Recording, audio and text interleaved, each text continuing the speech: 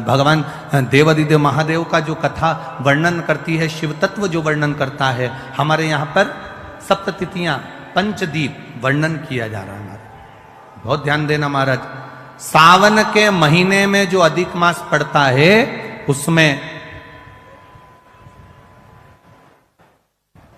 7 जगह अर्थात 7 तिथियां ऐसी हैं जिस दिन 5 दीप का वर्णन किया गया है हमारे शास्त्रों में।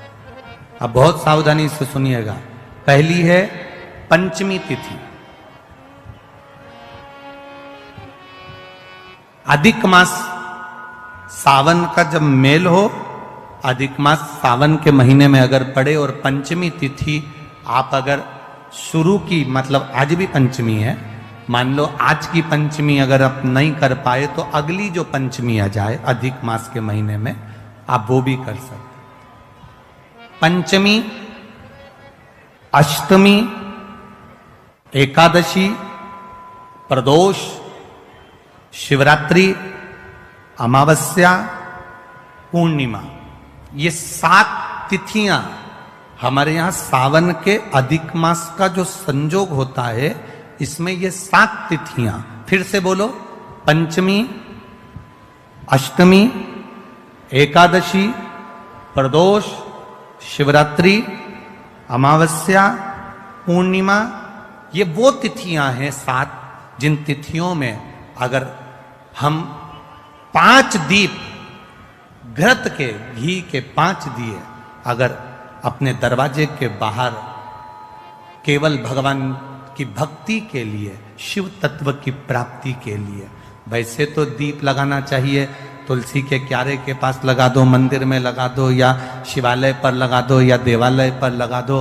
और इस कीचड़ पानी में अगर कहीं ना जा पाओ, अगर पानी वानी बरस रहा है, जगह जगह बहुत पानी है, भले इधर क्षेत्र में इतना ना दिख रहा हो पर अन्य क्षेत्रों में बहुत पानी है, तो कोई ना जा पाए तो भगवान का स्मरण कर कर उन दीप को भगवान के सामने प्रज्वलित कर कर 5 दिए इन तिथियों में, पंचमी, अष्टमी, एकादशी, प्रदोष, शिवरात्रि, अमावस्या और पूर्णिमा, जो सावन के महीने में अधिक मास पड़ता है, उसमें ये 7 तिथियों पर जो 5 दीप भगवान के सामने प्रज्वलित कर कर अपने दरवाजे के पास में बाहर की ओर रख देता है, उसके घर में कभी रोग, बीमारी और लक्ष्मी की कोई कमती नहीं होती, उसका जीवन सार्थक हो जाता है। पर सावन के महीने में अधिक मास के संजोग पर यह होता है, बाकी के समय पर अधिक मास कोई से भी अगर महीने में आ गया, आषाढ़ का आ गया, या कोई महीने में कार्तिक का आ गया अधिक मास, या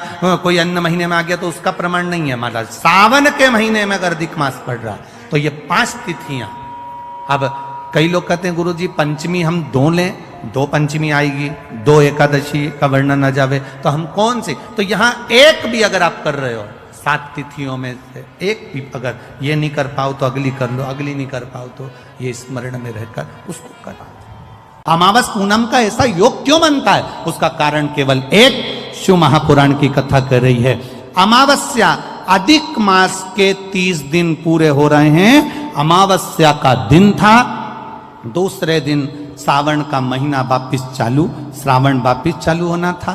दोनों का जब संजोग होता है, सावन के अधिक मास का जब संजोग होता है, विराम का दिन होता है। आपको कथा में भी पहले कहा, मेहमान तुम्हारे यहाँ रहते हैं जब तक बच्चों को कुछ नहीं देते हैं, मेहमान जिस दिन जाते हैं 200-500 रुपए बच्चों को दे जाते हैं। अधिक मास का विराम का दिन और सावन का वापिस मध्य का प्रारंभ का दिन वापिस हो जाता है। जब अधिक मास विराम होगा, सावन वापिस चालू होगा, उस दिन 33 कोटि देवता, यक्ष, गंधर्व, देवता, पितर सब उस दिन लुटाते हैं, संपदा देते हैं, वैभव देते हैं। और उस दिन भूल से भी अगर एक कनेर का फूल शंकर भगवान पर चढ़ जाता है तो जिंदगी का सारा भंडार बाबा हो जाता है।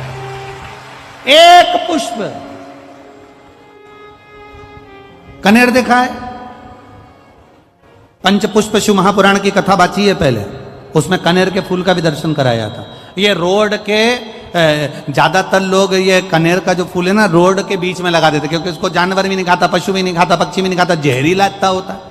पीले कलर का होता है, लंबा, काम भी कुछ नहीं आता, बस वो कनेर का फूल, और आंधी तूफान पानी गिरता है तो जमीन पे टपक जाते, ढेर सारे गिर जाते। देखे कि नहीं देखे? अरे बोलो तो जम के, देखा है ना? उसको बकरी भी नहीं खाए, पशु भी नहीं खाए, पक्षी भी नहीं खाए, जानवर भी नहीं खाए, जहरीला।